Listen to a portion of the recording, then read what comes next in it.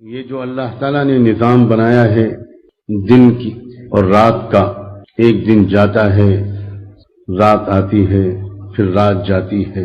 دوسرا دن نکلتا ہے۔ اسی طرح یہ جو نظام بنایا ہے کہ ایک ہفتہ ایک الگ اکائی رکھتا ہے،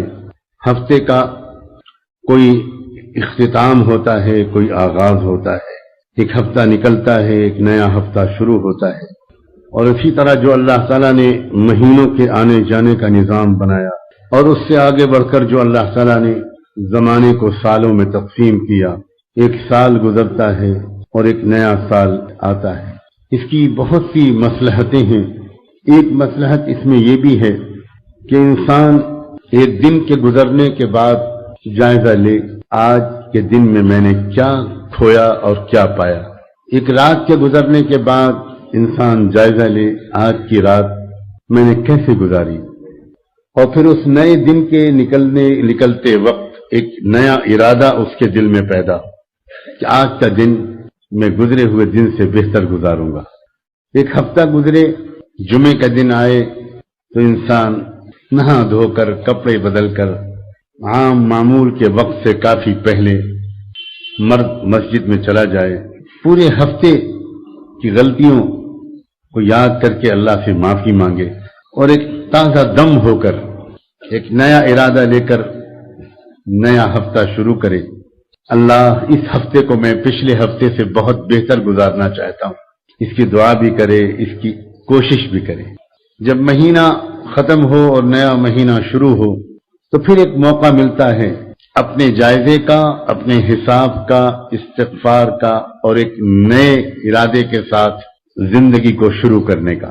یہ جو کہا جاتا ہے کہ جب رات آتی ہے تو اللہ تبارک و تعالی نئے سرے سے بندوں کے قریب آ کر بندوں کی طرف متوجہ ہو کر یہ اعلان کرتے ہیں کہ ہے کوئی توبہ کرنے والا جس کی میں توبہ قبول کروں۔ اس کے پیچھے یہ راز ہے، اللہ کو اپنے بندوں سے اچھی امید ہے۔ اللہ تعالیٰ ان بندوں کا انتظار فرماتے ہیں، یا وہ بندے اس انتظار کو محسوس کرتے ہیں جن کو پتہ چلتا ہے کہ اب دن گیا، اب رات آئی۔ اللہ کو پتہ ہے کہ میرے بندوں میں ایسے بھی ہوں گے کہ جو دن کے گزرنے کے بعد غفلت کے ساتھ رات کو شروع نہیں کریں گے، اور رات کے گزرنے کے بعد غفلت کے ساتھ دن کو شروع نہیں کریں گے۔ وہ اپنا جائزہ لے رہے ہوں گے، شرمندہ ہو رہے ہوں گے، معافی مانگ رہے ہوں گے، اور یہ وقت ہے کہ میں ان کو یقین دلاؤں کہ میں خود تمہاری طرف سے معافی مانگنے کے انتظار میں کھڑا ہوں۔ یہ تو آج کے مسلمان ہیں، ہم اور آپ جیسے، جن کی زندگی میں ہزاروں دن گزر چکے، ایک بار بھی انہوں نے گزرنے والے دن کو شرمندگی کے ساتھ رخصت نہیں کیا، آنے والے دن کو نئے عزم و ارادے اور توبہ کے ساتھ اس کا استقبال نہیں، خبر ہی نہیں ہے بالکل۔ آج کے زمانے میں تو یہ مضمون بیان کرنا بھی بڑا مشکل معلوم ہوتا ہے، کیونکہ ایسی غفلت، اور میں کون سا لفظ استعمال کروں، ایک ایسی کیفیت کے ساتھ زندگی گزر رہی ہے کہ جس کے 60 سال زندگی کو گزر چکے، اس نے شاید ایک مرتبہ بھی نہ سال کے گزرنے پر جائزہ لیا ہے،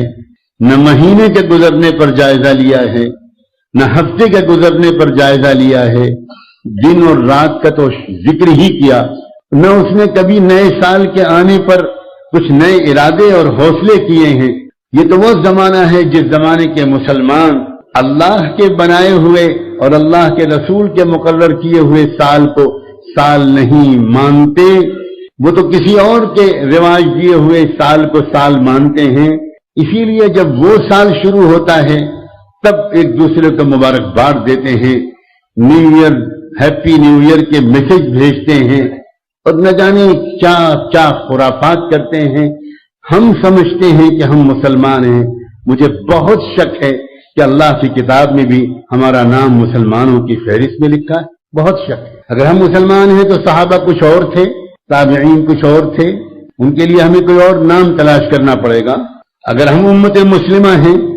تو ہمارے اسلاف کچھ اور تھے، وہ صرف مسلمان نہیں تھے، اور اگر وہ مسلمان تھے تو ہم مسلمان نہیں ہیں۔